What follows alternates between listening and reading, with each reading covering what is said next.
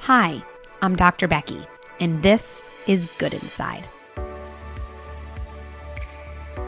I'm a clinical psychologist and mom of 3 on a mission to rethink the way we raise our children. I love translating deep thoughts about parenting into practical, actionable strategies that you can use in your home right away. One of my core beliefs is that we are all doing the best we can with the resources we have available to us in that moment. So even as we struggle, and even as we are having a hard time on the outside, we remain good inside. Hi, Gloria. So good to have you here. Becky, I'm so excited to be here. Thank you for having me. Why don't we start with you introducing yourself? Tell everyone listening who you are and the types of things that interest you. Oh my gosh, who am I? I am a journalist. I have been for many years. My first job out of college, the only job I've ever done. I am a mom of 3. I have a 13-year-old, an 11-year-old. Those are boys. And I have a little girl who's 6. I am a wife, a daughter, a friend. I really enjoy being a friend. I think the biggest thing my father would say about me is that I do too much. I can hear him in my head now. He's no longer with us, but I can always hear him say, slow down, slow down.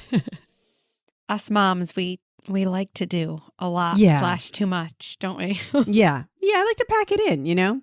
In your kind of experience as a journalist, what are some of the issues you've been researching or tackling recently? Recently, I've been looking at the childcare crisis in this country, and that has been sort of the penultimate experience of my career in journalism. I was drawn to 2 things: long-form investigative stories, and I was also drawn to people. And I think one of the best pieces of advice I ever got was from my first boss. I'm 48 years old. I don't know how many people will remember this name, but Sam Donaldson. He was a White House correspondent here in DC. He told me the best thing you can do as a journalist is just be quiet and listen.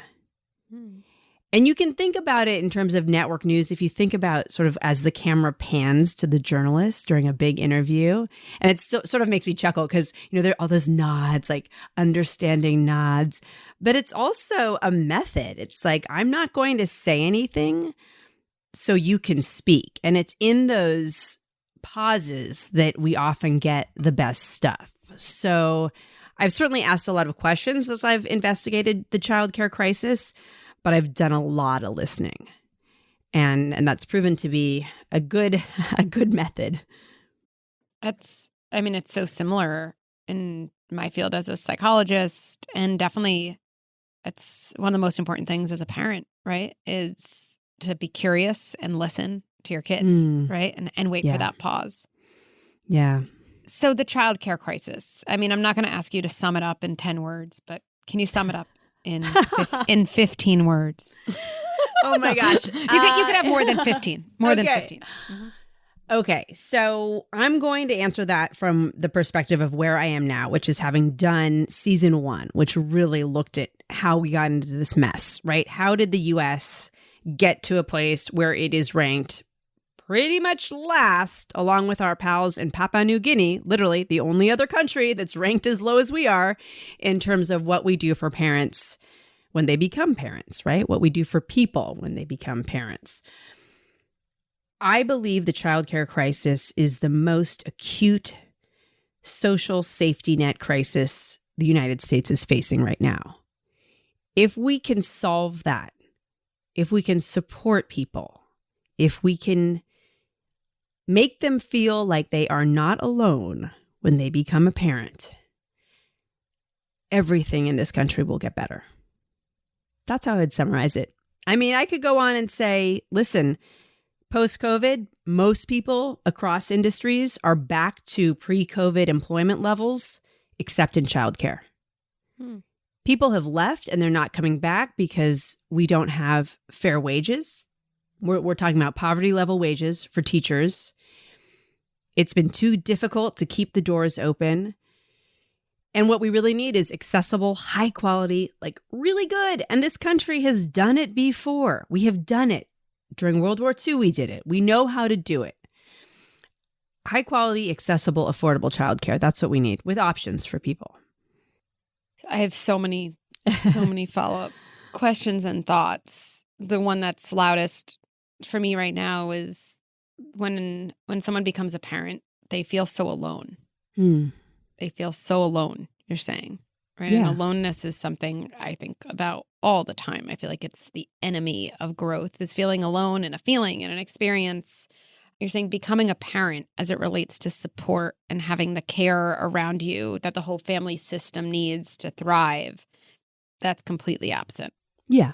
Yeah. I mean, listen, I've done a lot of thinking about the times in my life when I have felt alone, and they are never, well, the way I was experiencing my aloneness for many years was never positive for me, right? Like, we can experience solitude in a really beautiful way.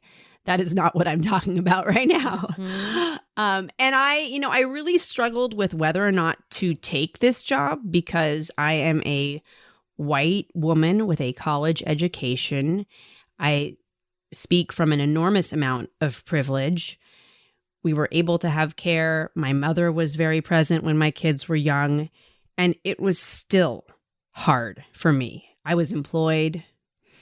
I didn't take a maternity leave. My company didn't have a maternity leave. I took disability because, like, as of 5 minutes ago, you're still disabled from working when you become a parent, which is a whole secondary conversation we could have about perspective and corporate perspective. So I eventually did take the job, and I chose to tell the story, frankly, because I think, I have the bandwidth to do that now. And so I want this conversation to be out there for everybody, everyone. And I've done a lot of listening to people who have far fewer options than I had when I became a mother.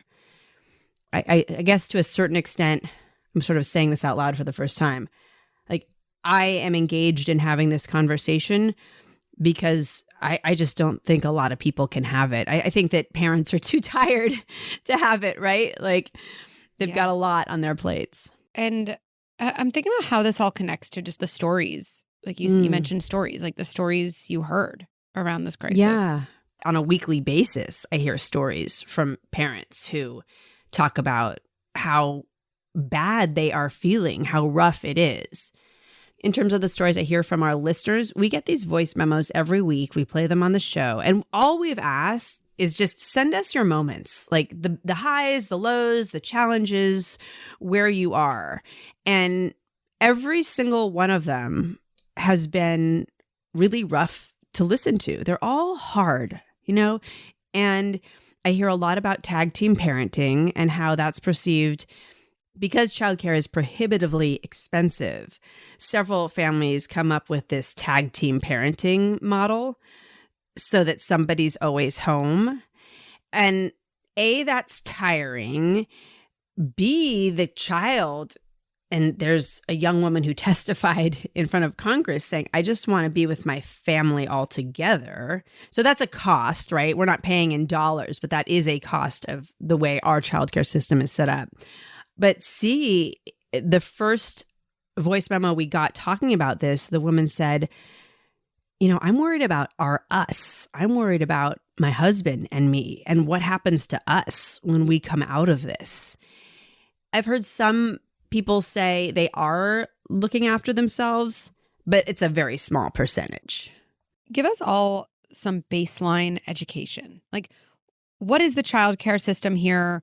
Why is it so much worse than what you see in other developed countries? Like, let's just try to get on somewhat of the page you're on through all your research. Yeah. Well, if you're anything like me, I realized I sort of blacked out once my kids were of school age, right? Like, they were in school.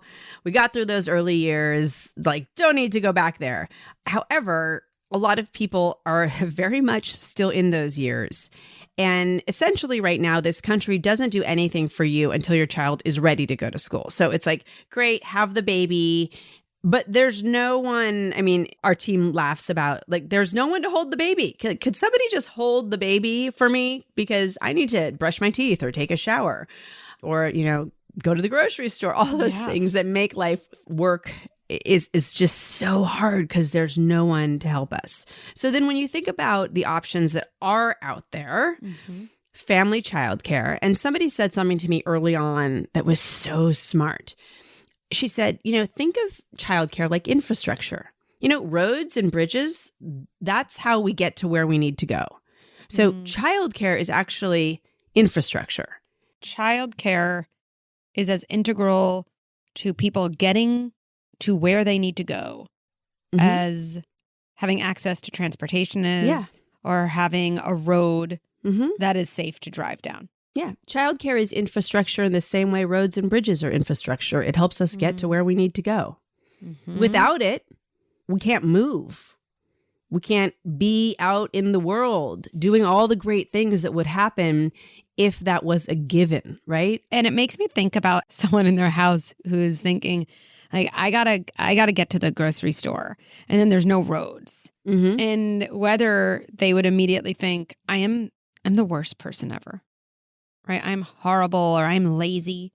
Or if they would think, like, why do I live somewhere with no roads? Like, I know. I gotta do something about this. Like, I feel like this is not just my individual problem. Right? They walk out, there's just fields everywhere. They're like, wait. Yeah. Right? Like, maybe how it's do I not get me. there? Yeah. But with childcare, and I'm speaking from the perspective as a mom, we feel like, why can't I get more done? Or like, why can't I do the things I want to do? Right? We do personalize it and blame ourselves. Yeah. And you're giving a really important perspective. So for everyone listening here, whether you have a young baby or you have a toddler, if you have a child who's pre-school age, right? Think about the moments you've been so hard on yourself. I can't believe I didn't get this thing done. I said I was going to get to the store. I said I was going to run this errand. And just notice that narrative. And then think about if you lived somewhere where there wasn't a road and there was no access to public transportation. And just think if you would say to yourself, wow, I am so lazy. Or if you'd say, I'm mad. Like, I feel like I need something I don't have. What is this? I think that's really powerful to reframe that. So thank you. We always like to say, what the what? Like, what the what? How, just not having somewhere to take your child. And we can talk a lot about all the great things that can happen in those early years where the brain is just so mushy and it's just taking it all in. And the data is there. That's the thing that drives the reporter in me crazy. It's not like we don't have the data. The data shows all sorts of amazing things happen. Like, kids are more likely to graduate from high school. They're more likely to enter the workforce. And oh, by the way, the parents are also able to go to work and pay taxes and be a member of a functioning society that supports work. And this can be kind of a controversial thing to bring up, but I did live in China for many years, and there are lots of things that we can say about the way the Chinese government makes decisions that we don't agree with. However, I remember coming home one night in Beijing. It was about 7:00, and right outside the school entrance were all of these bikes and scooters because it was pickup time, because the government has made it available to everyone, a school for their child starting very young when they're babies from 7 a.m. to 7 p.m. That's flexible. So 7 p.m. was the pickup time, and it was just swarmed. And I thought, like, what are all these people doing here? They were picking up their child, who, by the way, had dinner and a nap and were, ready to settle in for the evening.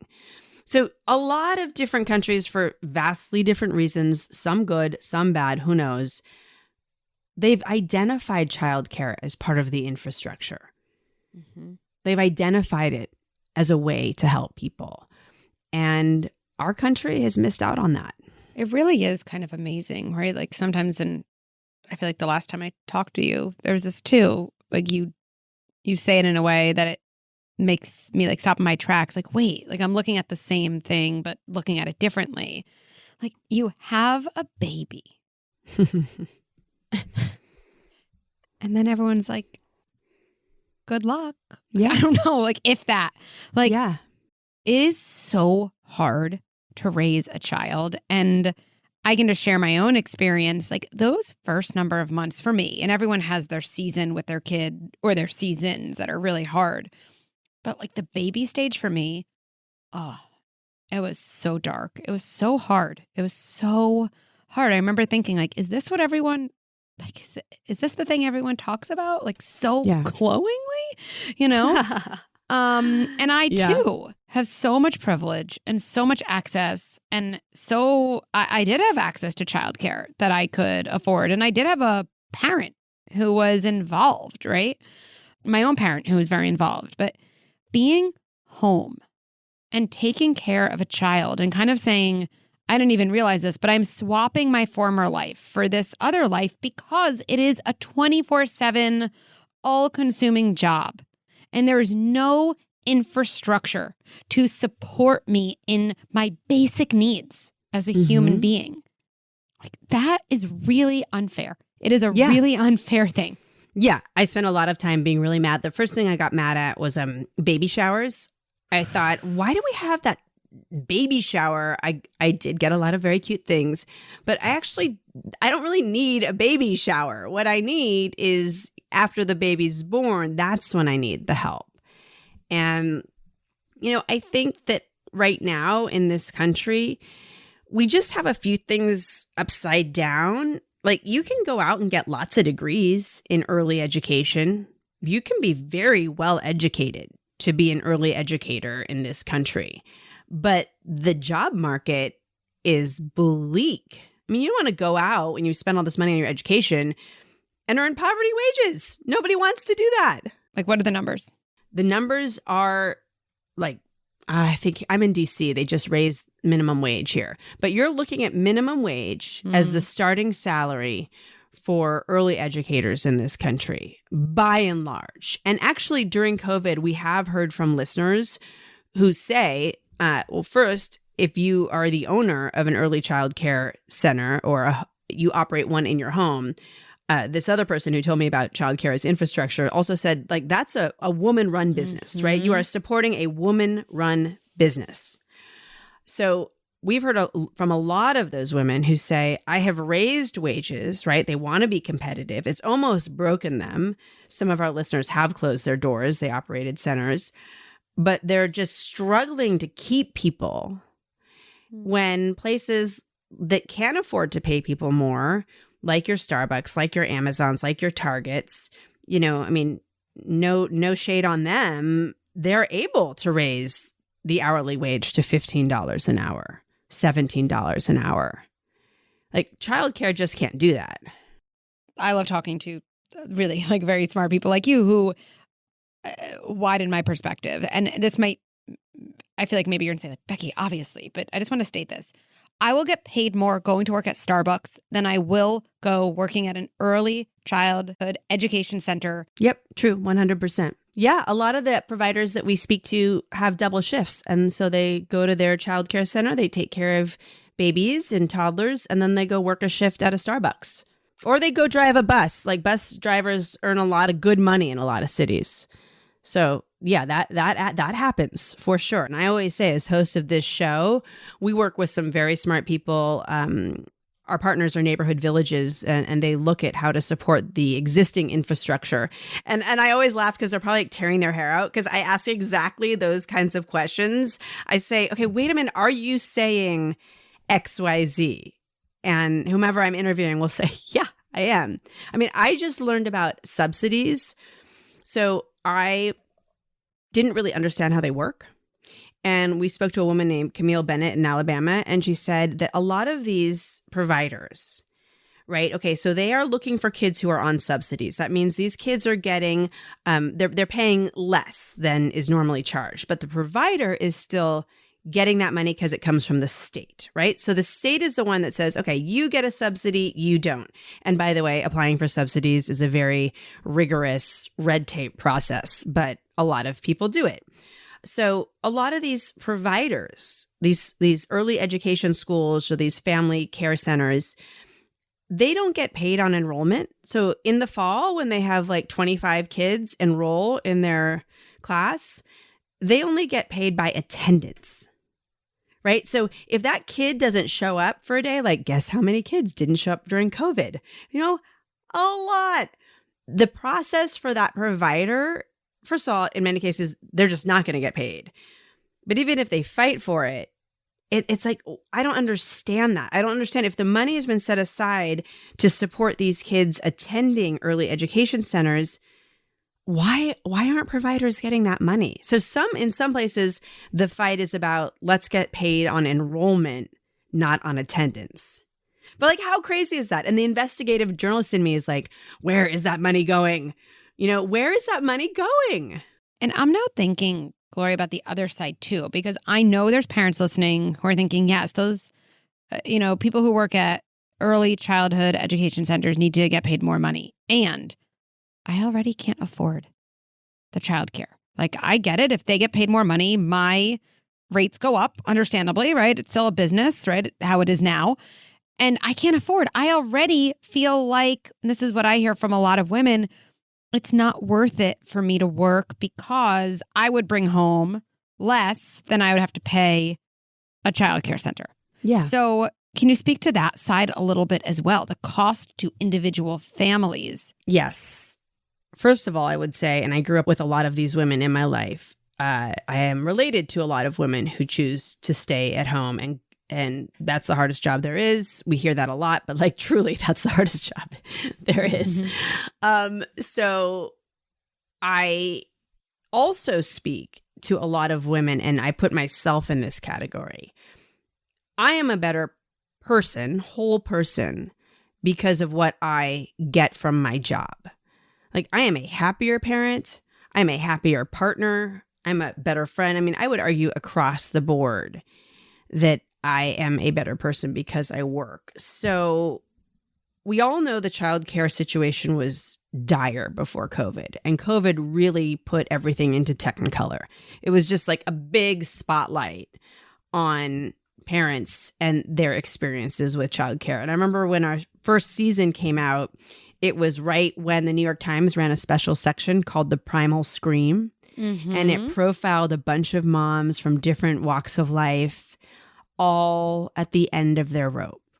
Like, people were just, fried doesn't even start to describe it. And the needle has not really moved. If anything, the childcare landscape, while there's a lot of great talk around Build Back Better and what this administration might do, now we're really in a waiting period with that.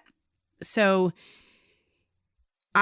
my hope is that, my number one hope is that people who listen to this show feel less alone, right? That's what we're hearing. Like, thank you. I don't feel like I'm in this by myself. I'm like, okay, that's a good starting point. You are not in it by yourself. And then we hear the pressures of work building and with no childcare solution. So like someone's welcome back to wherever they were working, but there's no noise around what to do with the child. I think that's why we're seeing a rise in tag team parenting, where parents are left to figure it out, which again is a cost, right? It's like we just spoke to someone the dad had been offered a job, but he chose to drive Uber because that had flexible hours around his wife's shifts. Yeah. So bananas. Doesn't have to be this way. That's what my new hashtag is. Guess what? Does not have to be this way. So let's jump there a little bit. One of the things I know about our listeners here is that they love understanding concepts deeply, and then they love translating that understanding into like action or strategies. You're like, what can I do? What do I do with this? Right. Yeah. And one of the things I think you just outlined that is actually an important action is just to say to ourselves, my struggle around childcare, my struggle to figure out my schedule and my tag team parenting, or is it worth it for me to work relative to how much I have to pay, and where's a quality childcare? There's action in saying, like, this is not my individual problem. This is not my individual fault. There lacks infrastructure for what my family system would need to thrive. And right now, yes, I'm coping with that. But if we can remove fault and blame, that can make moments, instead of feeling completely impossible, feel really, really, really, really challenging, which we want things to feel better than that, but we don't enter into a shame spiral. Right. I mean, I would share the first thing I sort of sheepishly realized about myself was that I was not a childcare voter before. I could not have told you how my congressmen, well, I live in DC, so how my representatives in the various places that I've lived, how they felt about childcare. And I grew up in a split household. So I had one parent was a Republican, one parent was a Democrat. We had lots of interesting discussions around the dinner table. So for everyone, like, are you a childcare voter? Is that your number one question? Like, we have a little book downstairs because we're having votes right now in DC for our ward representatives, and I'm like, I got to read that thing and figure out how they feel about this before they get my vote. So that is one thing. And somebody actually said, like, whenever she hears that someone's having a baby, she's not going to send a gift. She's going to call her representative, because, like, you don't want, if you're a representative or, running for whatever it is, if you think you're not going to win because of your stance on childcare or how loudly you use your voice to represent the people who elected you, like, that will make you maybe make a few different decisions. So anybody listening here, another point of action is to what? Just put that into, something concrete for everyone listening. What should they do today? Yeah. I mean, I think you should figure out who is up for election wherever you are. Make sure that you vote, but make sure you get on the website, just type in childcare in that person's name. And, listen, if you have 2 minutes to do it, it's helpful. It took me a lot longer to figure out how my representative felt about childcare. In the end, it was like she's very aligned with the current president, Biden's proposals. It did take some time, but I eventually got there. It was actually really funny because I actually recorded the calls I made, and you could hear, like, I'm going to transfer you to this person. I'm going to transfer you to that person. At one point I was like, oh, you just transferred me to that person, and now I'm back. It was a little bit of a hamster wheel, but eventually I got the answer. So that would be the first step. Figure out, where you live. How do your representatives feel about childcare? What else? Anything else that you encourage people to do, or what can they do? I mean, it's such a massive issue, right? And something that affects every fiber of our being, right? I guess that's the thing about infrastructure, is it's a foundation, right? So part of our foundation is missing. Right. Wherever you live, if you type in community organizing and childcare, you will find a place. I guarantee you there are people in your community working to solve this crisis. And we've gotten voice memos from listeners in the car after their shift ends. One woman said, I've got my poster, I'm wearing my T-shirt. She was showing up in the community to ask for better childcare. And I think that's like, I never worked in community organizing. The first time I really gave it good thought was when Barack Obama was running. And it's so important. Numbers are important. Talking from a network news perspective, you think of that shot, that one shot that maybe might make the local news, and it's 50 people, 100 people, whatever it is, that's the shot that's going to make the story. So showing up is really important. And then also, volunteering your time or signing the petition. In season 1, we spoke to Multnomah County in Oregon, the tiny little county. They just won universal pre-K 3. And it was an uphill battle during COVID. But one of their key moments was when they went around during COVID and got signatures. So that's a community organizing to collect a group represented by signatures. Like, that's for any parent out there. You have a minute to sign your name. Yeah. That led to change, which is wild to me, but also very humbling. And just for everyone listening who might be thinking, oh, wow, that sounds so hard, or I've never done something like this before, right? Just remind yourself, there's nothing you have to do. And this is an issue, right? The childcare crisis is an issue that probably impacts every single day of your life, right? And I think it makes living life with kids so heavy and so individualistic, right?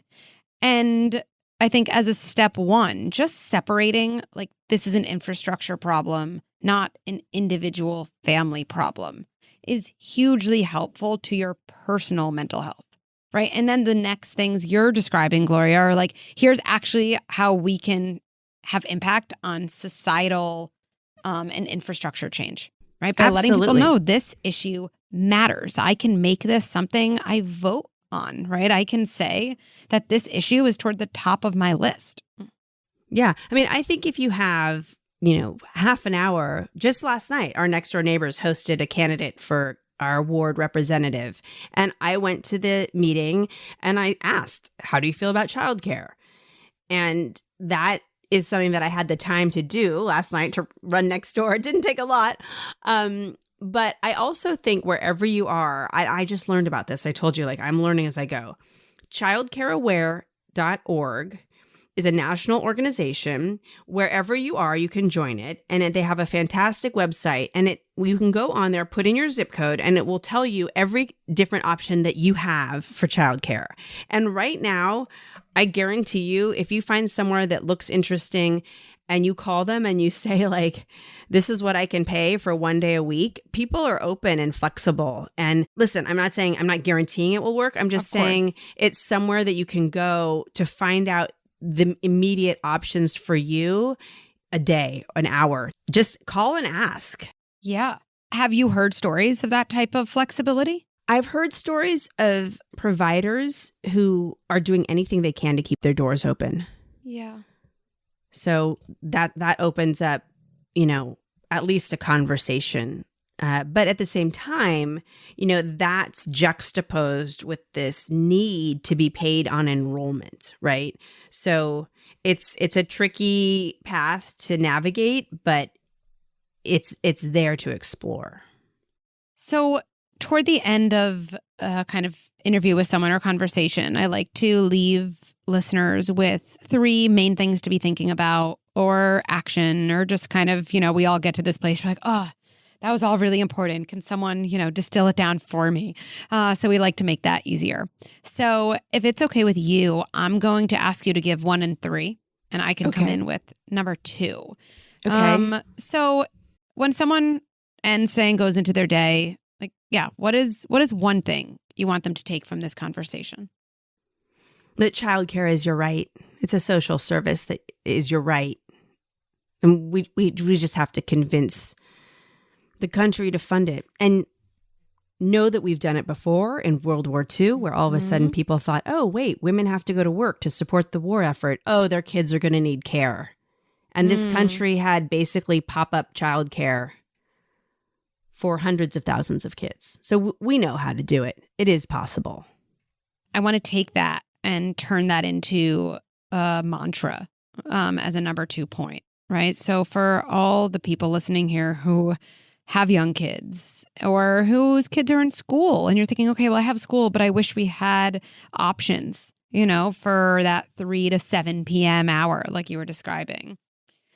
I think reminding yourself, this feels hard because I don't have what I need, not because I'm doing anything wrong.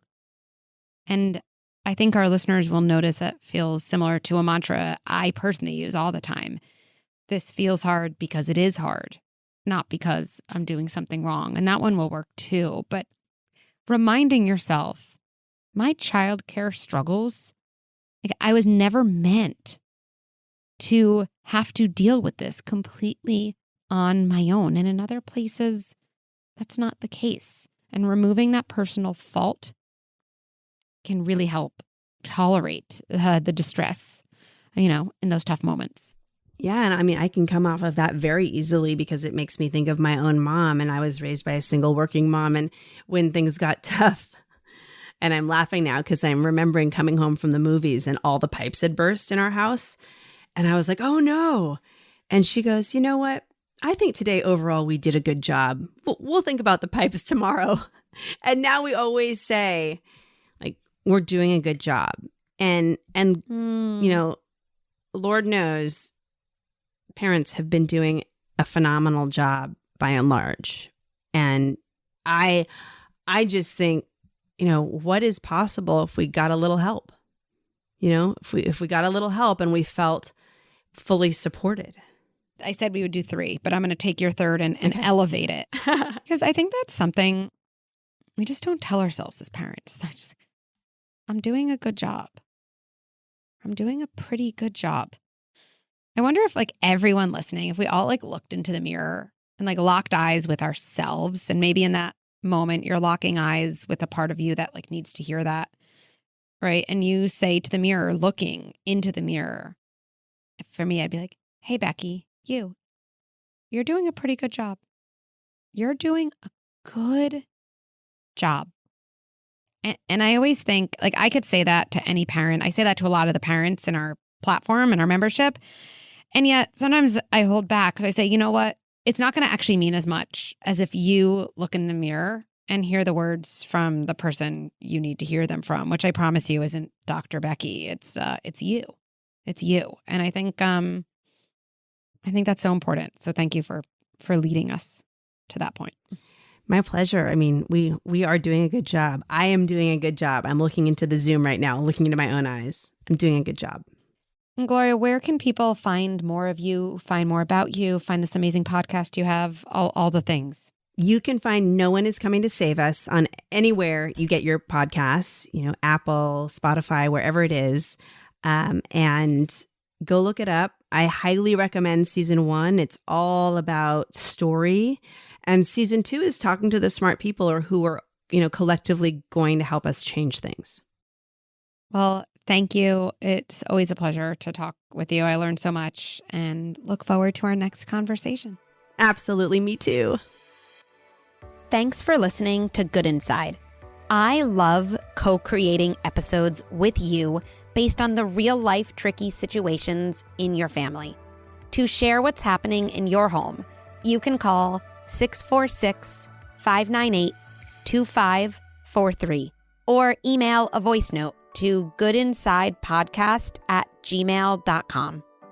There are so many more strategies and tips I want to share with you, and so many Good Inside parents I want you to meet. I'm beyond excited that we now have a way to connect and learn together. Head to goodinside.com to learn more about Good Inside membership. I promise you, it's totally game-changing. And follow me on Instagram and Facebook at Dr. Becky at Good Inside for a daily dose of parenting and self-care ideas. Good Inside with Dr. Becky is produced by Beth Rowe and Marie Cecile Anderson, and executive produced by Erica Belsky and me, Dr. Becky. If you enjoyed this episode, please take a moment to rate and review it, or share this episode with a friend or family member as a way to start an important conversation. Let's end by placing our hands on our hearts and reminding ourselves, even as I struggle, and even as I have a hard time on the outside, I remain good inside. Why is it so hard to find reliable answers to parenting questions? How is it in 2022, parents still search on Google for answers from strangers? Well, now there's a better way. Introducing the Good Inside membership, an expert-guided, community-powered platform redefining modern parenting. In our library, you'll find hundreds of bite-sized videos, articles, scripts, and workshops tackling the trickiest parenting topics. And it doesn't stop here. We've created a private community guided by me, Dr. Becky, and coaches trained in the Good Inside parenting method. Here you can ask questions, connect with other parents, or attend a live event on a topic that matters to you. This is the parenting handbook that doesn't exist. This is parenting advice at your fingertips, where you need it, when you need it the most. This is Good Inside membership.